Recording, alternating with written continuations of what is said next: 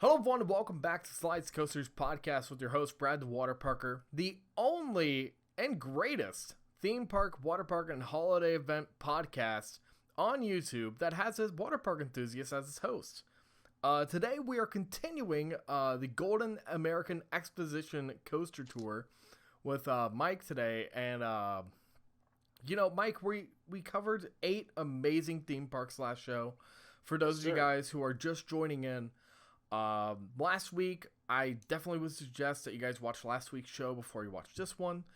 We talked about like Adventureland, Worlds of Fun, Silver Dollar City, Alabama Splash Adventure, Six Flags Over Georgia, Dollywood, Six Flags Great Adventure, and Dorney. Now, Mike, we got an hour 30 out of that show, and we had a lot. We had a lot of stuff to talk about.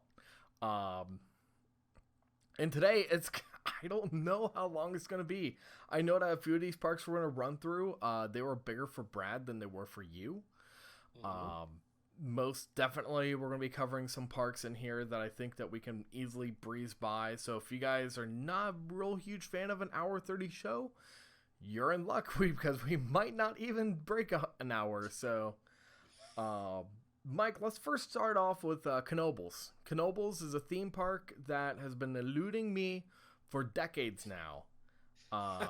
This is a park that is home to one of the most elusive wooden coasters out there. So tell us a little bit about Phoenix. What did you think about it? Well, a little backstory. We were driving to Knoebels, and I got to say Knoebels is so unique because we're just driving along and I'm going, we're following. It says we're right on top of it. Where's the park? And next thing you know, we're literally driving through the park. So it's very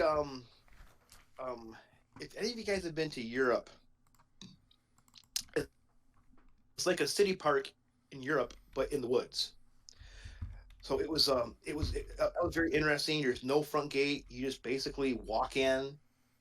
It's a pay per ride place,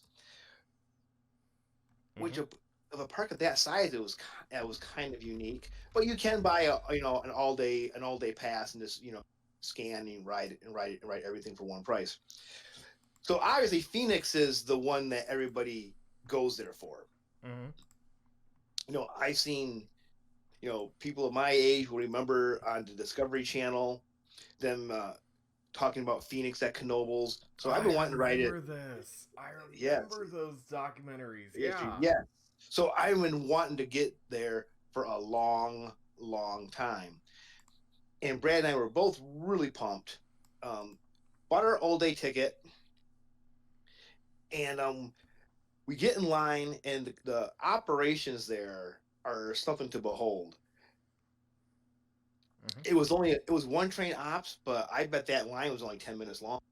the way they basically, you sit down, they drop the buzz bar, and you go. I mean, that's it. And I'm going to be honest with you, our first ride, we were kind of towards the back, and the first half of the ride, it's fun. There's some okay airtime, but nothing that's screams this is one of the best roller coasters in the world. But my goodness, that return run, it is elite ejector air, and you're only going 40 miles an hour. That's the crazy thing. I don't think that coaster breaks 50. Just looking on the RCDB page, they have it as 45 miles per hour. Yes. So that's probably at the bottom of the first drop. So you're not going that fast. That's crazy to me. But you feel like you're going so much faster. I mean, okay, for the record, though, I could be going 25 on my golf cart up and down hills, and I feel like I'm about to hop out. So that's nothing. Yeah, that's nothing. True. That's true. So while we liked it, we were a little, is this one of those disappointment? Ace has built this thing up kind of thing. I mean, we do it all the time. What are you talking about? Yeah, we purposely decided we're not going to rewrite this right away. We went and we checked out the park because we really wanted to get the whole Knoebels experience, even though we were only there for half a day. And we went over and rode Twister, which, by the way, while not elite, it is a really good coaster, and I think it gets a little overlooked there. Mm-hmm. By all means, get some rides on Twister when you go to Knoebels. So then we decided to go back to Phoenix, and we were up in front, and oh my goodness, Brad, that was amazing. Huh. And then we kept on rewriting it, and the more we wrote, the better it got. Do you think that it needed to warm up? No, I just think it's well, one, every train's different as far as weight. I think that can make a huge difference, especially with the speed of that. But it's just like I think it's more of a front area ride, Mm-hmm. And the more times we rode up front, the more we thought, yeah, this is where we want to be on this, Mm-hmm. and it's wonderful. It's like I said, it was my number 4 new wood coaster on this trip, and we really hit a lot of elite woods. Mm-hmm. And I'll say this: Knoebels is well worth the trip. And if we had one disappointment, is that we only had a half day there, and there was only 2 coasters open. So that tells you the quality of the park itself. So, I'm kind of upset because you guys. I was looking forward to hearing you guys talk about Flying Turns before you guys even went on this trip, because Flying Turns is one of those few coasters out there that it has a very troubled past. A lot of people wanted Flying Turns to be something that it really wasn't. And I'll admit it. It cheesed out Goliath and Banshee from the Golden Tickets. It didn't even open, which that's not on Knoebels. That's not an issue for Knoebels. That's an issue for the Golden Ticket Awards. And it's kind of like, talking about Knoebels in general, Phoenix has been one of those coasters that has routinely come up in coaster discussions and coaster polls. You'll always see Phoenix. Phoenix is somewhere up there. But as of late, I've heard more and more people say maybe it's not just Phoenix, but maybe it's also Twister needs to be in that upper echelon, because a lot of people, what they do, they ride Phoenix first and say, wow, such a great coaster. Then they ride Twister like, it's not really good. But people who do what you do seem to rank Twister better. Yes. And I talked about our mutual friend Jeff in the last show. He's a big Knoebels guy. And Brad and I kind of took some of his advice. But yes, he's a big he loves Phoenix himself, but he's also a big Twister fan, and I can understand why. And like I was saying also last week, Brad and I learned that we really like laterals, and Twister has them in spades. It is definitely more of a lateral machine. There's this one double helix in that ride. I mean, if you see those documentary with the astronauts and those centrifuges, that's what it feels like. you are really being thrown to the side in that. Wonderful ride. And I said, in Phoenix is everything that the Acers make it out to be. Right. It really is that good.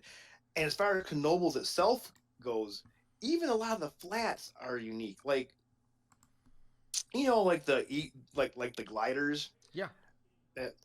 Theirs runs on a propane engine, and it hauls butt. You're almost 90 degrees on that thing when you're flying around. It's not a kid's ride. Things like that make it unique. The food there, while it's not extravagant, it's all very good with very nice sized portions. And walking around, you just feel it's got a great vibe. It feels comfortable. It feels like you're home, like you're at a big you're at a big family reunion or something. Loved Knoebels. Cannot wait to go back there. So let's jump over to another K theme park in the state of Pennsylvania with Kennywood. Now, this is a park that you guys told me that you guys were not thrilled with. So No. I'm going to start it off with that. Why don't you tell us a little bit about the park and tell us about some of the coasters you were able to ride? All right. First of all, Kennywood is another unique park. You actually, the parking lot is across the road, and the main entrance is actually on the other side of the road. The whole the ticket booths and all that. You walk underneath. You walk underneath this tunnel into the park, and that part is actually really cool and well done. The park itself looks nice. You know, it's clean. The buildings look good. Um, it's not hard, even though it has quite the terrain there. It's not a hard park to navigate. Mm-hmm. And then of course we walked over to Fans Revenge. This is another ride I've been wanting to get time. Mm-hmm. And I knew the day was going to be interesting when the park's open. This is your star attraction, and it takes 20 minutes for you to let you in the line after the park's open. Really? Yeah. Is it ready yet? Oh, and of course, this is park standard fare. Don't know what's wrong with it. Don't know when we're gonna let it open. And it was testing, but it didn't say it was down. It just wasn't ready to open up yet. I'm like, oh, that seems strange. Anyways, they finally let us in. We get into the station, and this is where it started going downhill. I seen dead people move faster than the than the ride ops there, and it and they had 4 ride ops, 2 on each side, to supposedly have it move fast. And one of the ride ops was I say he's in his mid-50s, and he like checked 2 trains and walked back and let the other girl check the rest of the train. That it was just like ridiculous. Mm-hmm. No, and the ride itself was fantastic. Um, if anything, I wish we could have gotten more rides than just a couple that we got, because it really is a superb hyper. Mm-hmm. And so we got off that. That kind of left a bad taste in our mouth. Went over to Exterminator. It's a spinning Mad Mouse. Eh, you know, Mm-hmm. worth a ride. I'll say this: better theming than the Dark Knight coasters. Yeah. Yeah. Well, And then oh, sorry, go ahead, Brad. did you guys get on Steel Curtain? No, Steel Curtain is down for the season there. That Really? was Yes, that was one thing that was bumming us out. Went to the Woodies. Started out with Thunderbolt, Mm-hmm. and fun ride. All the Woodies that Kenny are over 90 years old, and the Jackrabbit is celebrating the 100th anniversary. Right. You know, um, and then you got Racer is a Mobius, a Mobius loop. We did get both sides, so we do got have the full credit. We do get the full credit. Yep. And that is when I lost my cool, was on Racer though. I So they have one ride up checking both trains, and according to Jeff, that's standard practice. It really isn't that bad. It's just a buzz bar basically. Mm-hmm. Not that hard to check. And they have 2 ride ops in the booth. Huh. One for each side. I'm assuming because of old technology, and they've never upgraded so one can run both sides. We get back in line to get the other side. Same poor kid is busting his hump to try to check two trains at once. Meanwhile, there's 4 people in that operating booth, and they're just chit chatting there, having a great time.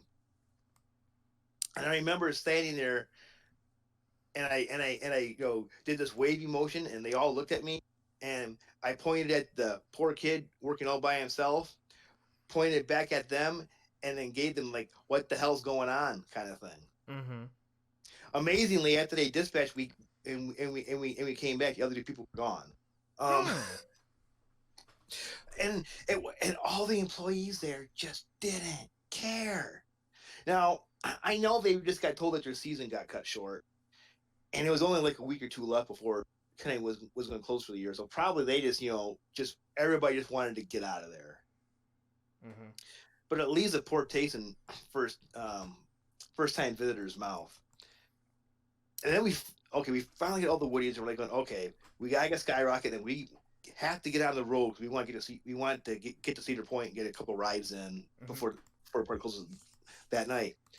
Get into Skyrocket, which is not a fast moving line to begin, and they only have one train ops, and the other and I don't understand the other trains out there. And it was going to be like a 2-hour wait for Skyrocket. I'm like going, you know what? We can't get all the credits anyways because Steel Curtain's down. Let's just get on the road to Cedar Point. And it was just another one of those, like Six Flags Over Georgia, except Over Georgia is an infinitely better park. The employees drag it down. And quite frankly, I haven't had a chance to be at Steel Curtain yet, but Skyrocket doesn't look like anything special. The three Woodies, while I appreciate their significance to the coaster world, probably 100 years ago, they were all amazing. Right. Now they're glorified kiddie coasters. When I heard about, because you guys were texting me about Kennywood, I remember you guys were actually coming back from Kennywood. I caught up with you guys on the way up to Cedar Point. Yes. When it comes down to it, the employees really do shape the park. I can say that about Dollywood. We had a long discussion about Dollywood and Silver Dollar City. You want to talk about really nice employees. We're going to talk about, you could talk about Cedar Fair Parks. Cedar Fair Parks sometimes on the worst of days have some of the best ride ops. And that's a corporate park. Yep. And I can speak from experience. There are individuals who just don't care. And, it's just like, what's the park going to do at that point? It's the end of the year. Half of them probably aren't even going to re-enroll as, ride ops. So I think that it's it's still a pretty bad situation that you guys were put in. I think that Steel Curtain would have been a great ride to get on. But it leaves you guys something else to do. Maybe you guys might get back for next year. I know that I'm hoping to. There are some rumblings right now that there might be a little hubbub going on in Pennsylvania next year. So moving on, let's talk about Cedar Point, because Cedar Point's one of those parks for myself to where I need to get back up there. I'm going to try to get up there by the end of October. You really should. It's a wonderful... Well, it's my favorite park. And that's not a big surprise. Cedar Point's a lot of people's number one park. And I've been there... Oh, gosh. I've been going there since 1978. Or 77, excuse me. So I've been there dozens of times. Now, Brad has only been there once before. And Steel Vengeance hadn't opened yet, so he was really chomping at the bit to get on that. Well, we knew about the access passes, and we didn't get there in time to get the afternoon access pass, so we basically just rode Rougarou, and then we kind of just walked around the park, and we were asking questions about the best way to get the access passes, and had dinner, just kind of took in the park a little bit. The next morning, we get up, and we do... Well, Brad and I are too old to do the running of the bulls. We did the fast walk of the bulls. to the very brisk sprint of the bulls. There we go. Speed stepping and actually the morning went really smooth. Got our access pass for Steel Vengeance from noon to 1. Walked over to Maverick, got our access pass there from 1 to 2.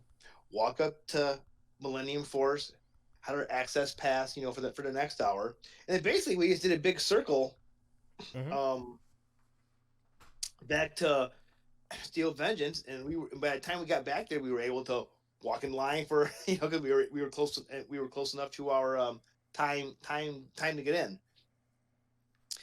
and the whole small world thing is really fun. Brad, as you know, is a big Kansas fan. Mm-hmm. Loves Kansas basketball, and Mm-hmm. he's and his face mask is a Kansas face mask. And we're coming up to the station. All of a sudden, the ride op who's letting people in goes, "Rock Hawk Jayhawk." So him and Brad start talking, and Brad goes, "This is my first time going on this ride. Could it be possible we can get a back row ride?" And they led us into the back row. So Brad's first ride at Steel Vengeance was the back row. Oh my gosh. Oh, it's that ride so good back. It is Anyways, such a good ride. so we ride it and we get off. I go, "So what do you think?" Well, at that time, Maverick was still his number one.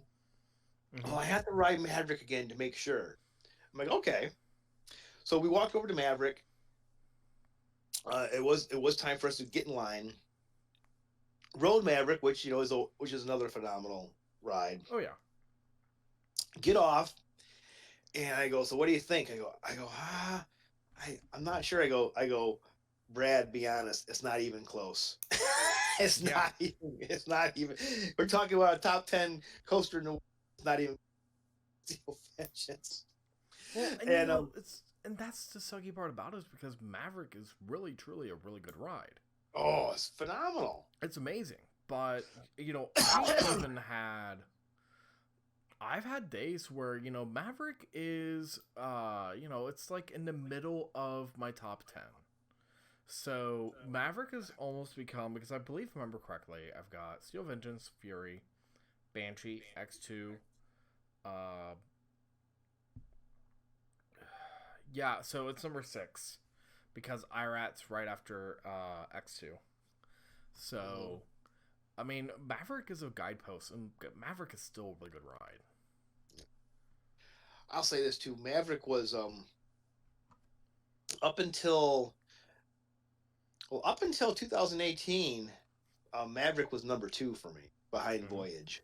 So, but regardless, he we did the afternoon. So we went. I'm sorry, backtrack. Got off Maverick, and Brad was still having a hawing. I go, "Well, we have to hoof it to get over to Millennium Force to get our. So we walked over there, rode that. Um, a friend of ours texted us who happened to be at the park the same day, Stephen Lynn. We met him and his girlfriend for. Then this is where the access passes in the morning worked really well. It's a very smooth operation, and I think social distancing is easy to maintain. Mm-hmm. After we ate lunch, we got in line for the afternoon access passes, and it was an absolute cluster. Mm-hmm. Everything you gained by the access pass to keep social distancing in the queue lines with the afternoon, because there's no there's no boundaries. There's no way to do it. You just get in line, and people just are right on top of each other. Mm-hmm. And there's no guideline to show you where to stay in line. It was like it looked like a maze how the line wrapped around Old Frontier Town. Yeah, and it gets worse. They actually had bring the Cedar Point police out there to make sure people weren't cutting. It's just an absolute free for all. Luckily we got our access passes for Steel Vengeance and Maverick again in Millennium Force. But that's the other thing too, with the way that's set up and in the park on such limited hours, and with the access passes, every coaster has a line.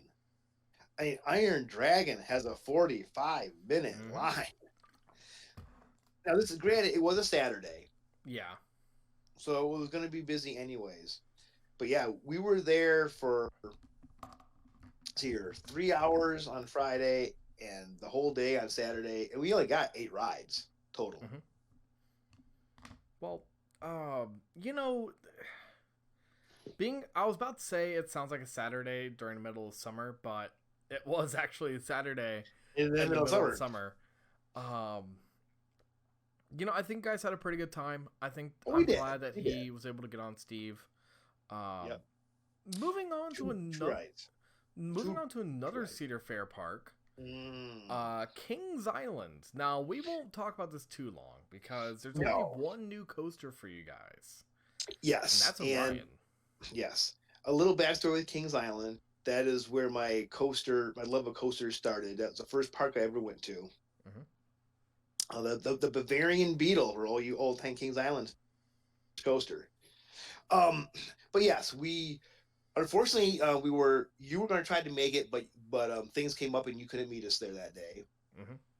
Our friend Kyle had things come up, he couldn't get there, but our friend Evan, who I talked about a little bit earlier about over Georgia, was able to meet us, and we were excited to get on Orion.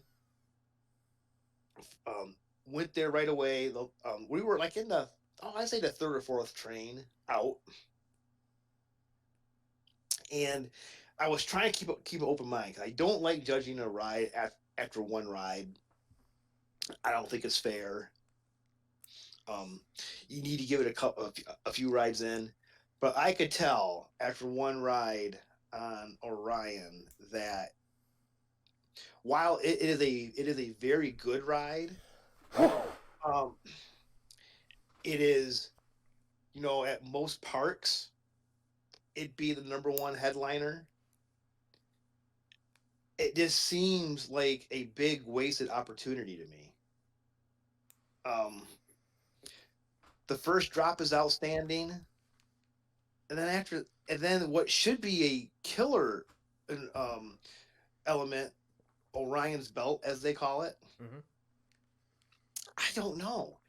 It looks like a RMC wave turn, but it's not an RMC wave turn. Well, the Orion's belt's a helix. Oh no, no! I thought. Oh, Yeah. I thought they called that. I thought the wave turn was what they called Orion's belt. I'd have to double check because I could have sworn that because I've always I called the helix Orion's belt. That's what I call it. Well, actually, the helix I actually like.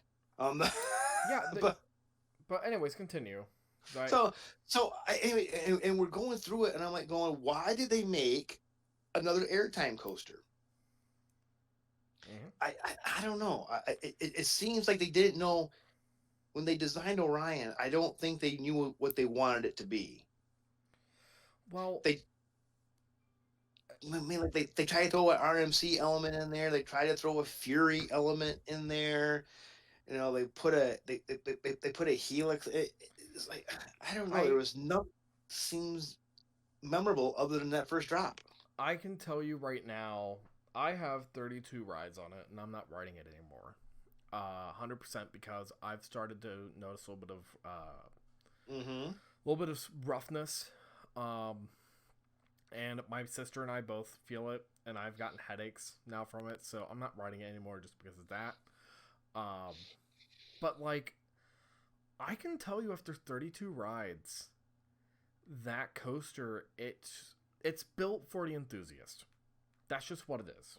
I have learned to take that as it is from day one because it was, in my opinion, it was not built for the enthusiast. It was built for the Kings Island enthusiasts. Exactly. Okay. Well, yeah, I'm sorry. I should have thrown that in. Because it throws in bits and pieces of... You got the Beast Helix, right?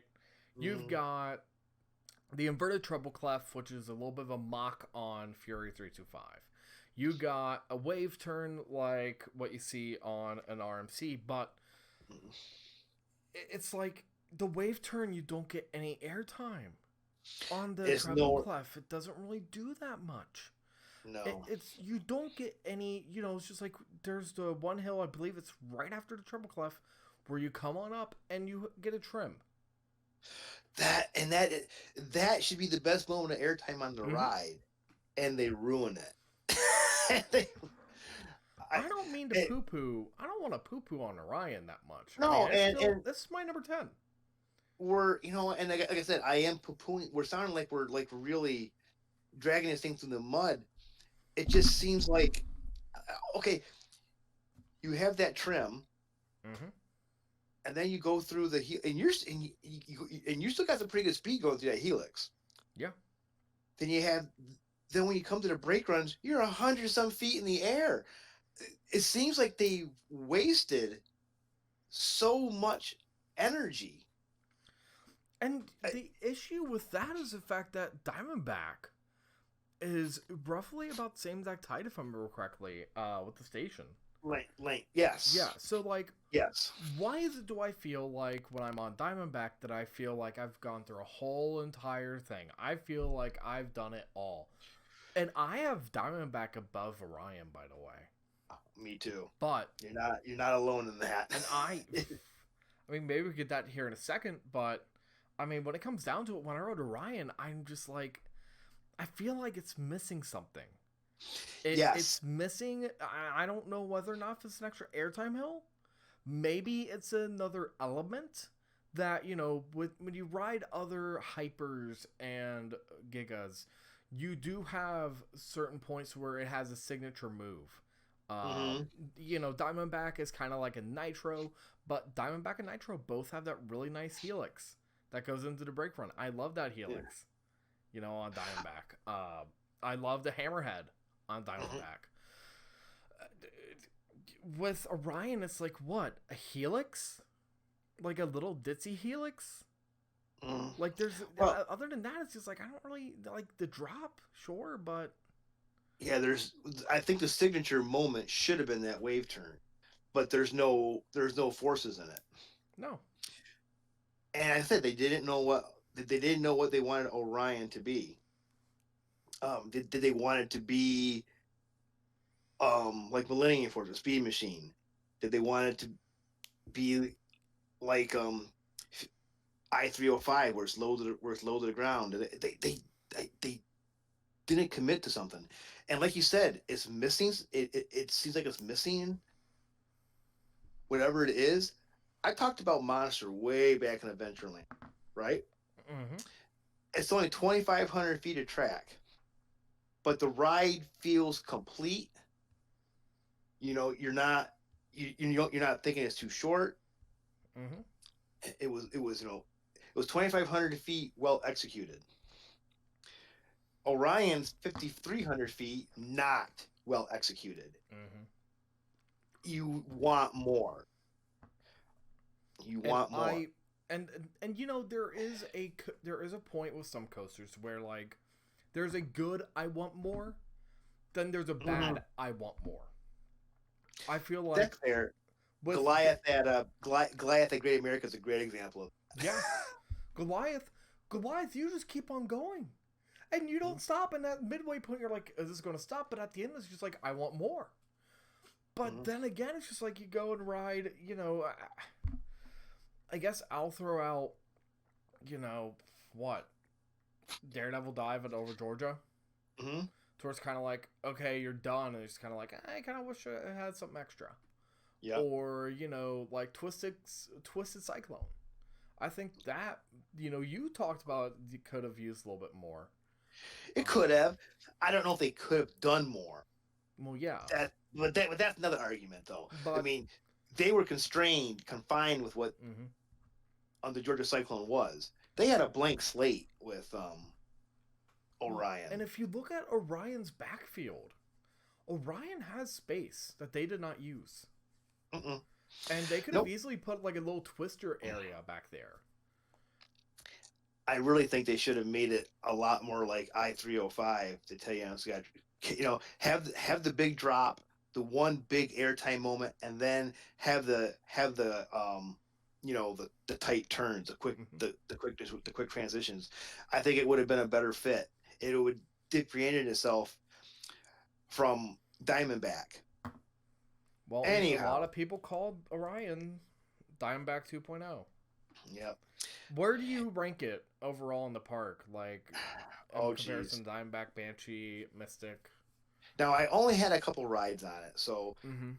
I'm hoping next year because Kings Island isn't that far of a drive for me. It's about 5 hours. Mm-hmm. I'm hoping to get down there next year, get some more rides on it. But as of this moment, with only a few rides on it, I would probably have it. Let's see here. Diamondback's the number one for me. Banshee, Mystic. It's four at best for me right now. Okay. At the park. At the park. Yeah. Yeah. I think that's pretty solid. I got it 4 as well. So, um, moving away from that, let's talk about Waldemere. That's a little. This is a Oh, little interesting park. yes. It's a park Yes. on my bucket list. It's um once again we had the fortunate circumstance of having a friend who's that's their home park, and he was able to meet us up there.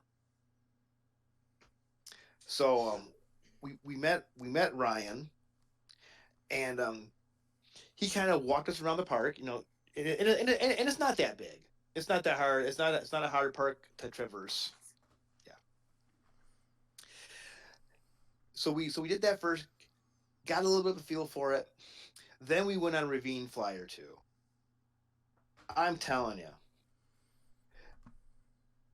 going back to Dorney again. Dorney wishes they had a coaster as good as Ravine Flyer too. And um, it's a fun ride, borderline elite. Um, the thing that keeps it from being elite is that the last, I'm gonna say, quarter of it kind of stalls out a little bit. Okay. You know, however, it's got really good airtime. Going back and forth over the road is really neat thing to do. Really, for a park the size of Waldemere, you know,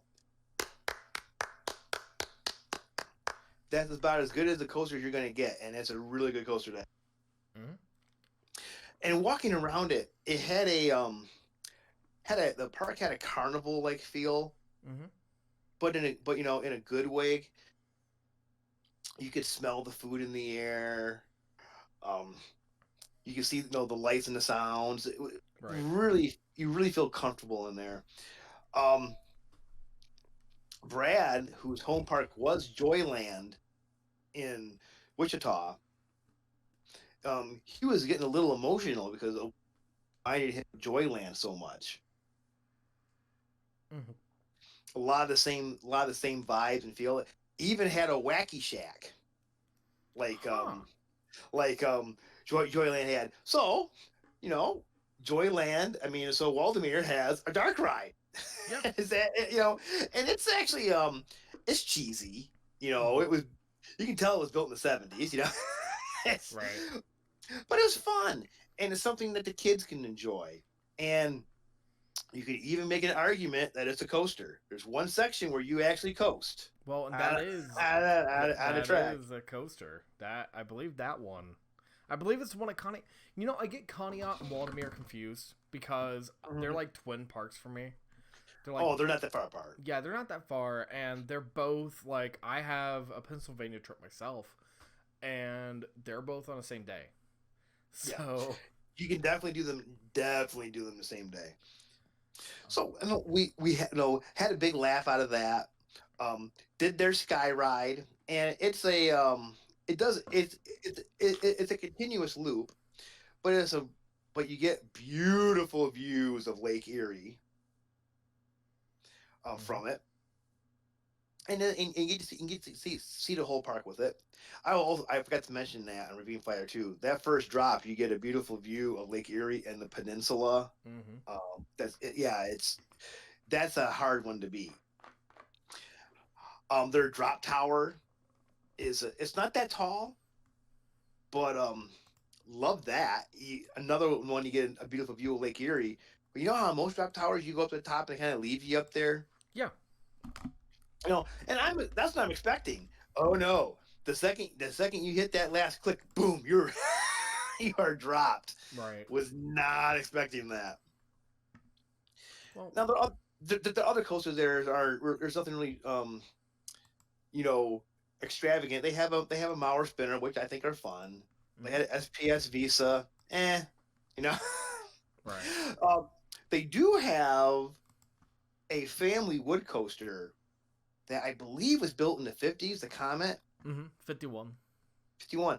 That was from Great, our CDB. great little coaster. Good times.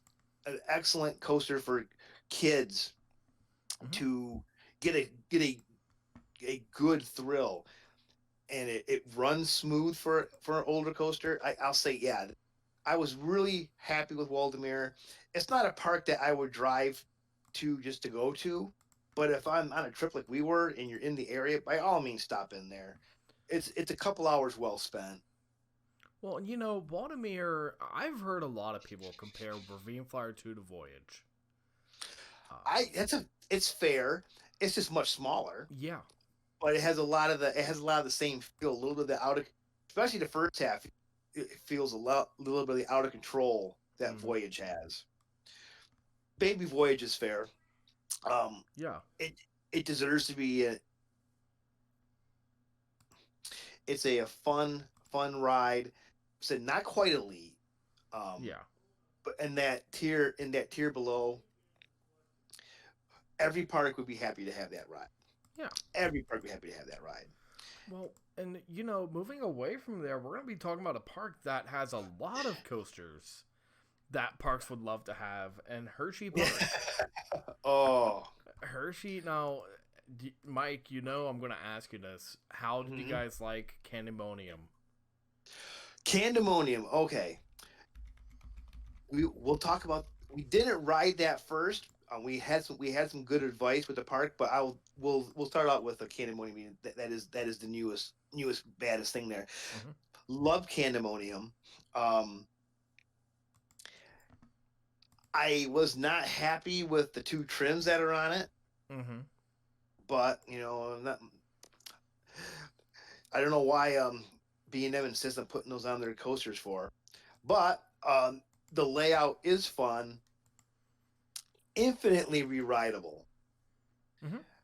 I would say I would have it ranked behind Goliath over Georgia as far as hypers go.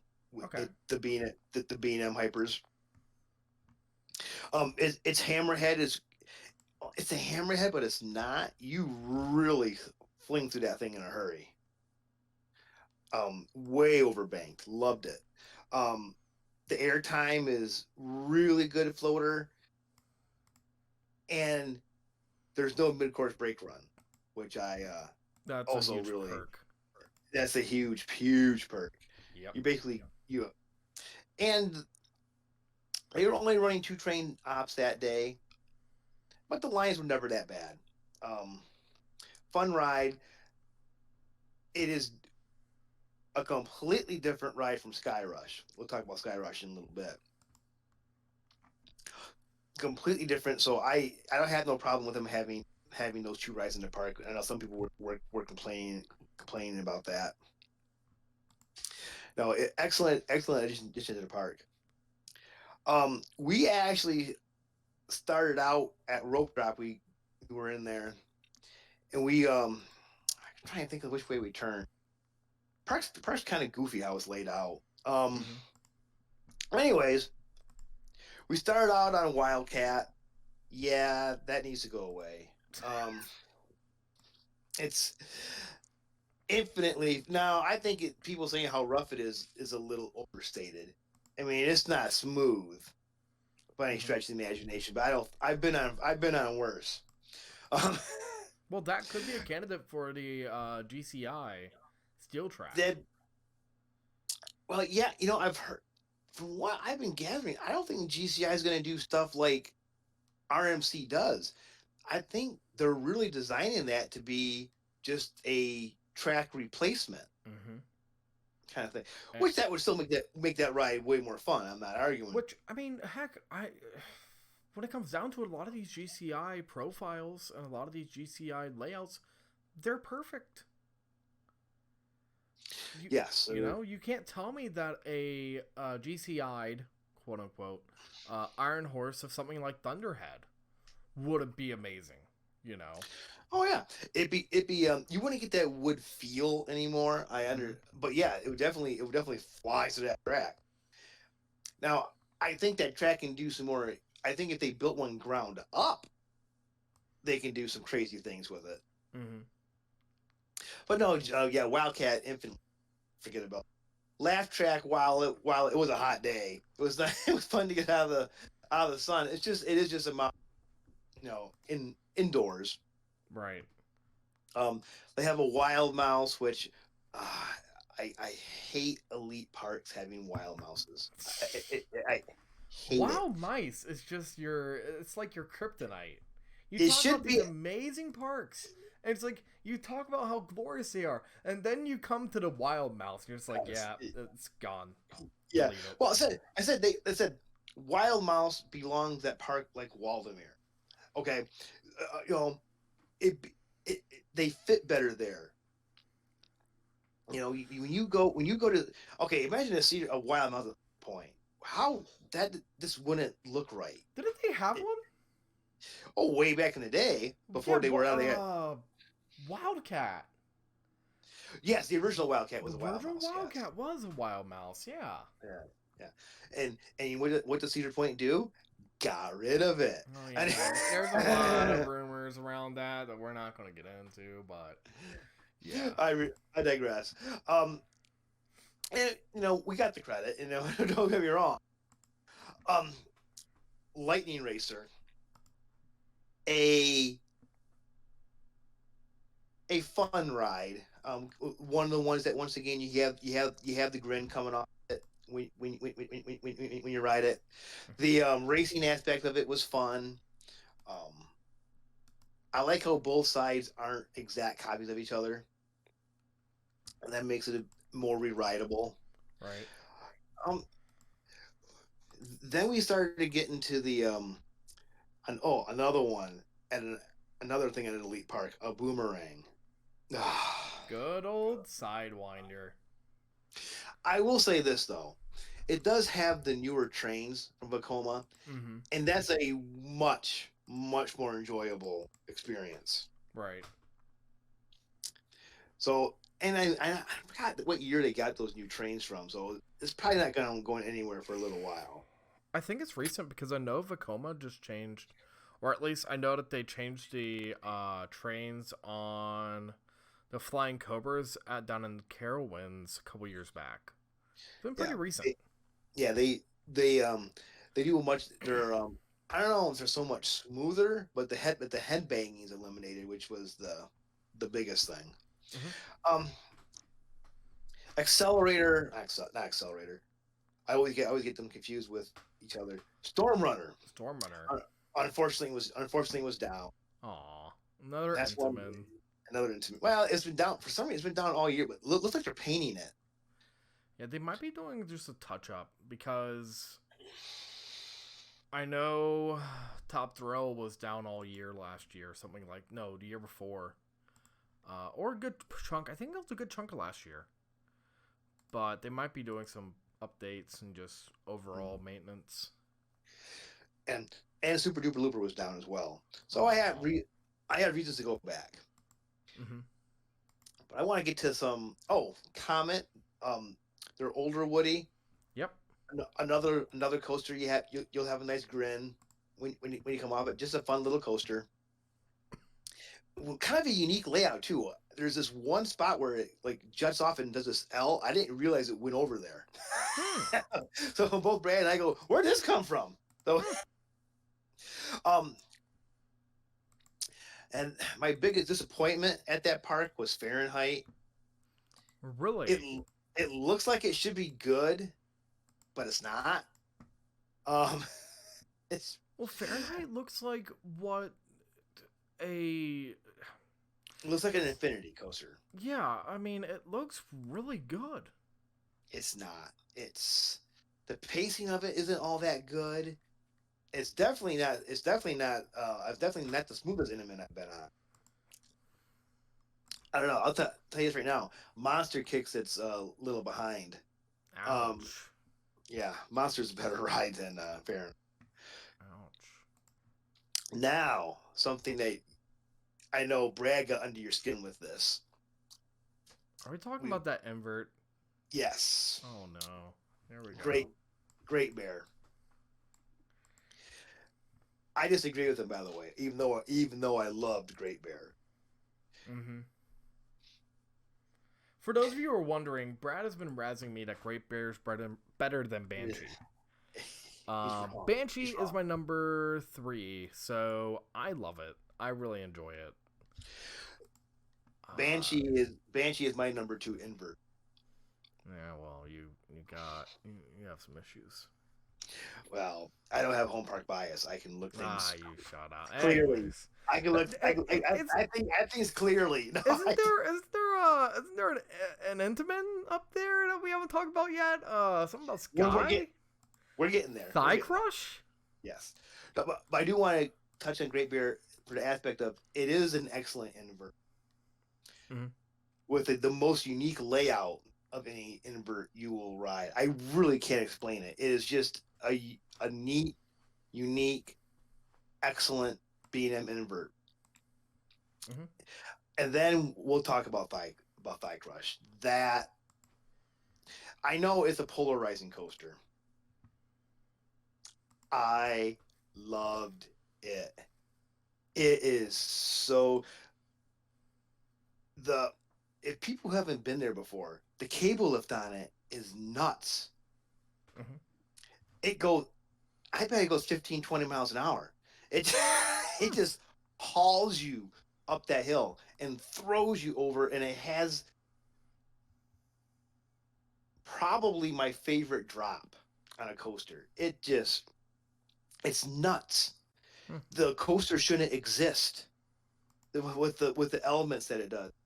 And yes, for those of you who have rode Magnum several times and have had some of those elite return runs with with the ejector that throws you up and hurts your can hurt your legs. Sky Rush blows that out of the water. Hmm. It is the ejector air is so good. Yes, it's gonna hurt your thighs a little bit. I'm not gonna sit here and lie. It's not a ride you can marathon,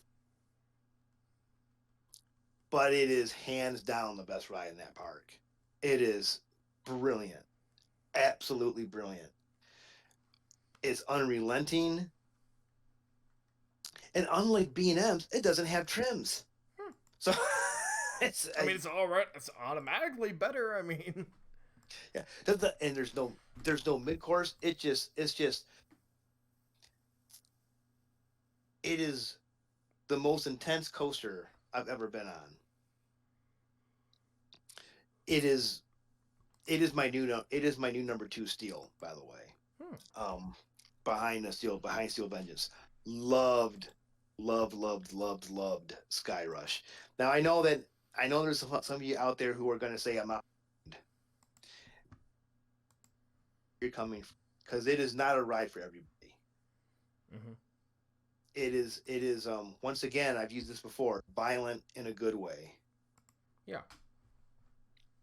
But that was Hershey Park. We loved it. Can't wait to go back there. And I have good reason to because there's a good Schwarzkopf I didn't get a chance to go on, and another friend of ours tells me a Storm Runner is his number 2 at the park. So I really want to see if it's better than Great Bear. I I'm mean, even more intrigued now.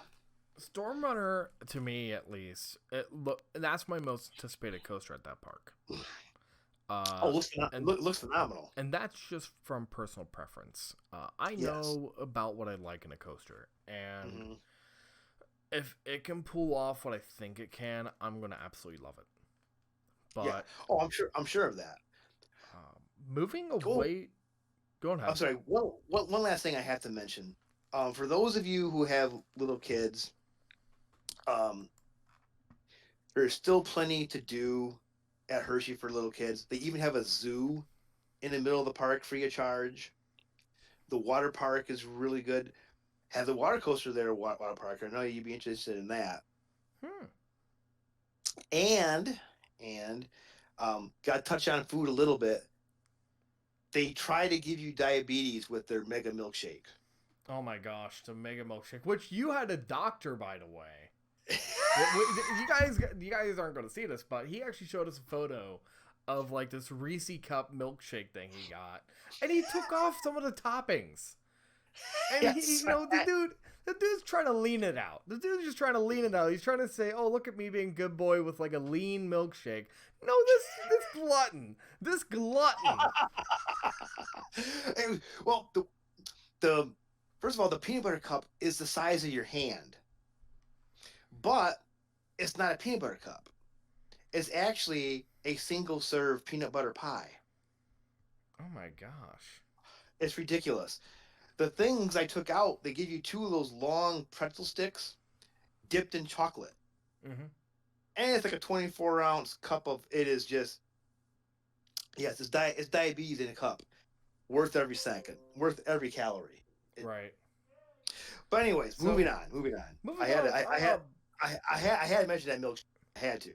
We will briefly touch Hollywood Nights for a second, just because, Yes. I already covered it with our first episode.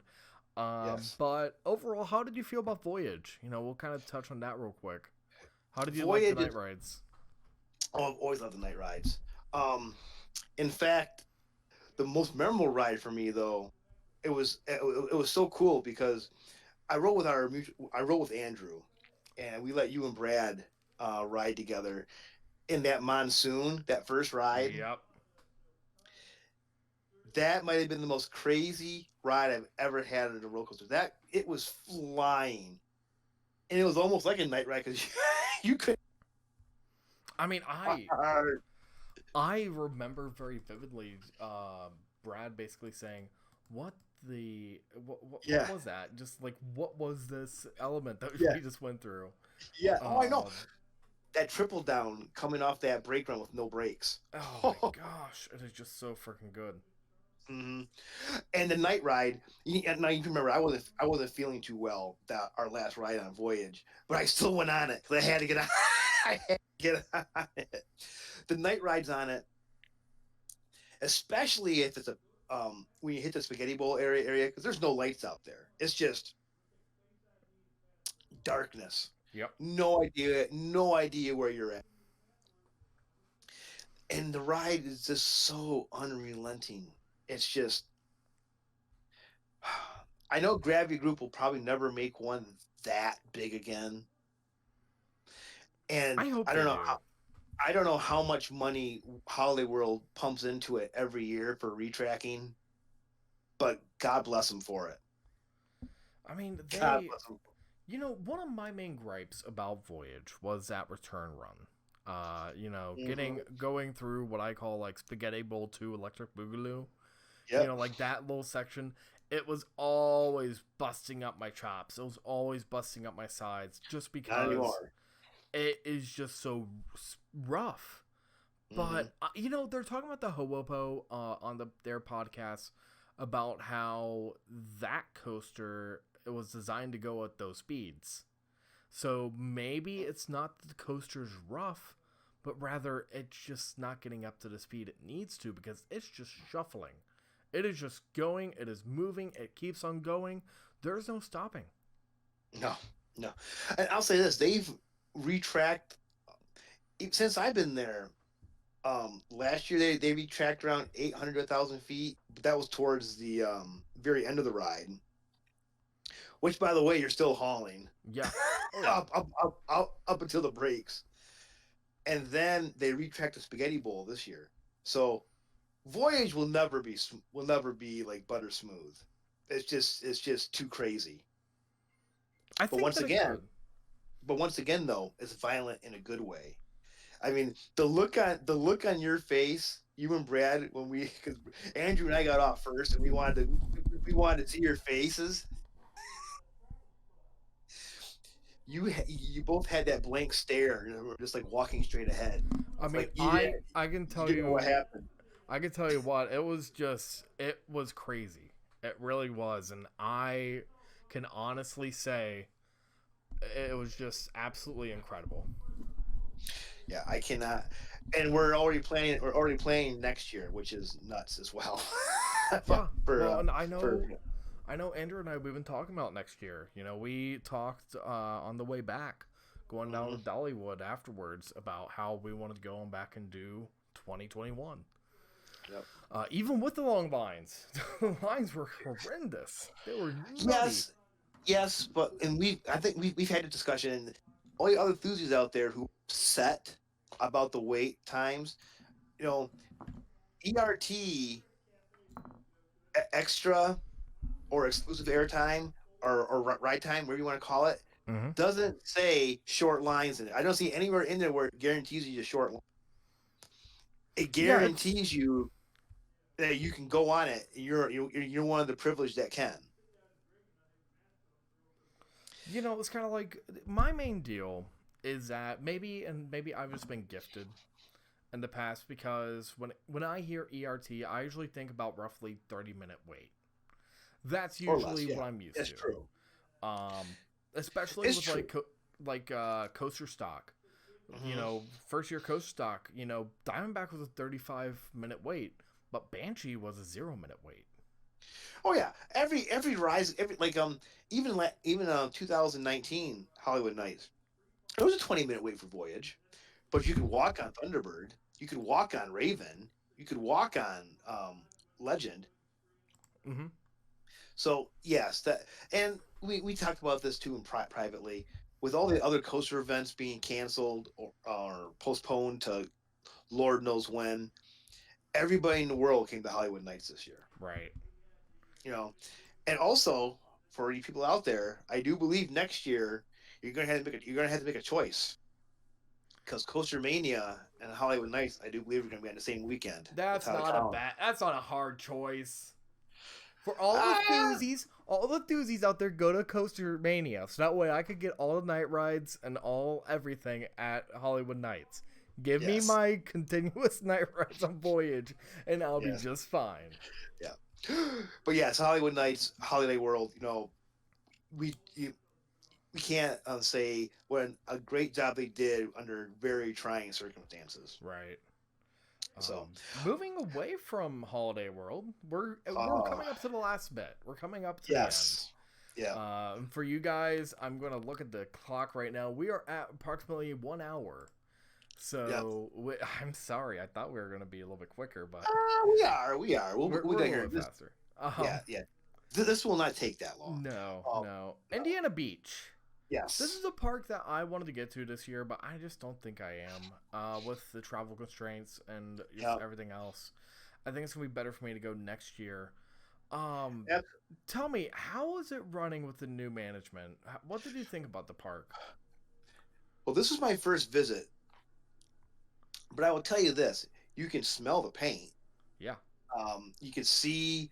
In fact, there's an overflow parking lot where you can see all the construction supplies, Mm-hmm. shingles, paint, wood.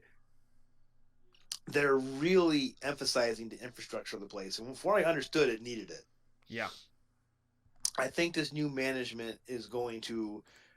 I mean, they're going. I think they'll eventually get a new coaster, but that's not what they're focused on right now. And they're doing what Great Adventure should do. Let's get the park looking nice. Let's get the park so that Yeah. things flow properly. Um, the park was looking good, and it feels like a board, and it basically is a boardwalk park Oh on on yeah. on the lake. If you go in the south entrance, because you get to walk across this cool bridge to the backside of the back entrance. Mm-hmm. Um, the setting is actually quite beautiful on the lake. I love how a lot of the flat rides are actually built on the water, Right. separate from the main boardwalk.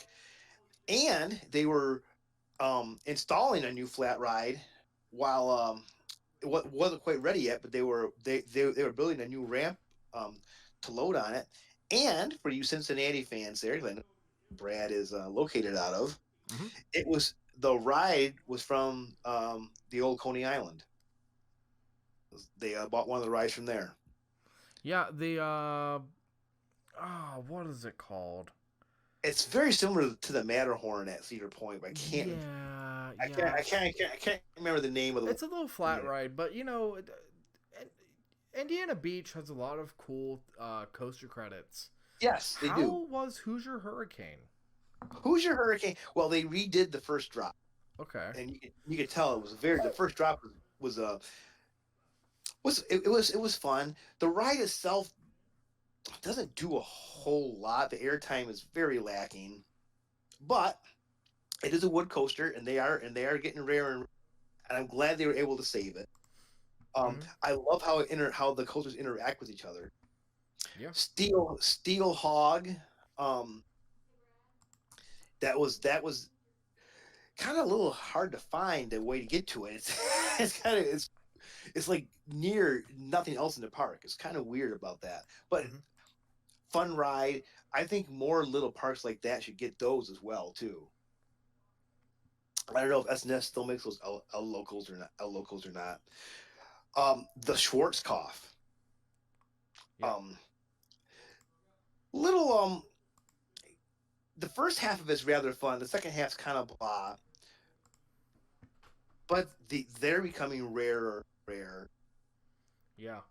to get on. So it's definitely worth a ride. Um, the the Lost Coaster of Superstition Mountain.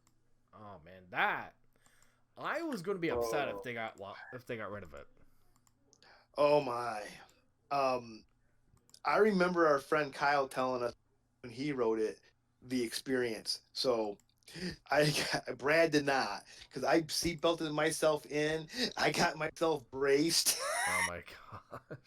Oh, some of the turns on there are like worse than Mad Mouse's. And you just get flung. Brad was like he was bouncing all over the inside of the inside of that thing, and he got the unfortunate of being in the backwards side. Oh no. He had no idea. I wish I Oh could have recorded it. It would have been no. hysterical. This might be the worst coaster I've ever been on. I don't know. It was very entertaining for me to watch you get through some Yeah. of that. So I But it guess was. Go go ahead. I'm ahead. sorry. Go ahead. Well, definitely a unique credit. Mm-hmm. I would suggest writing it first because the line, you know, Mm-hmm. get in it, get it out.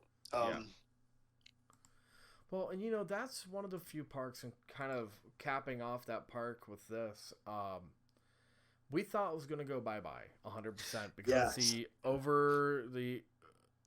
owner of the park was going out of business, and they were trying to set up their finances basically, Yes. and they were trying to sell off a lot of that park. And a lot of us were worried that a lot of the coasters were going to go just due to the fact that this park basically had a lot of really great coasters and really great attractions. So I'm glad they were able to keep it. I'm glad that we Yes. were able to have some Yes. fun. With this Worth. coast, Go ahead. Sorry. with this coaster trip being over, hmm uh, what's your current rankings? Like, what's your favorite wood and what's your favorite steel from this leg of the coaster trip? From this leg of the coaster trip, it was definitely Phoenix and Skyrush. Mm-hmm. Um, Overall, Skyrush was my favorite new steel, and Rampage was my favorite um, new new wood. Okay. Silver Dollar City um, is probably my third favorite park now, Okay. behind Cedar Point and BGT. All right. Well, any final thoughts about the coaster trip in general? Anything for our audience? I will say this: it was a trip of a lifetime. It took a lifetime to happen. Mm-hmm. Um, I went with a truly. I wish Brad could have made it. I went with a truly great guy, and spending 3 weeks with anybody, even family members, in a car for 6,000 miles. You'd have thought there have been some tense moments, and there really wasn't. We were just focused on having fun and riding new coasters and seeing new parts of the country we hadn't been to, Mm-hmm. and in meeting, we met some other enthusiasts that that we became friends with on Facebook and Instagram. So it was truly a moving, a memorable trip for more than just the coasters. Yep. And in the end, I can't wait till the next one, whenever that'll be, if there will be one. If not, I will cherish these memories my whole life. It was a great 3 weeks. Yeah, I mean, definitely, I think that you guys had an incredible trip. It's something that I am very jealous of. As you know, I was supposed to do a big Pennsylvania trip this year, but with COVID and with how that all worked, things kind of got pushed back. So I'll definitely be getting on to some of the back end of your trip. I'll be getting on some of those parks like Knoebels, Kennywood, Dorney, Six Flag Great Adventure, Waldemere, Hershey, Indiana Beach. I'll be getting on those next year. Awesome. So, more things we can talk about together. Yeah. So with that being said, guys, that wraps up the Great Golden American Exposition. So with that, we'll talk to you guys later, and we'll see you guys in the next one. Good night, guys. Thank you so much for listening. All right.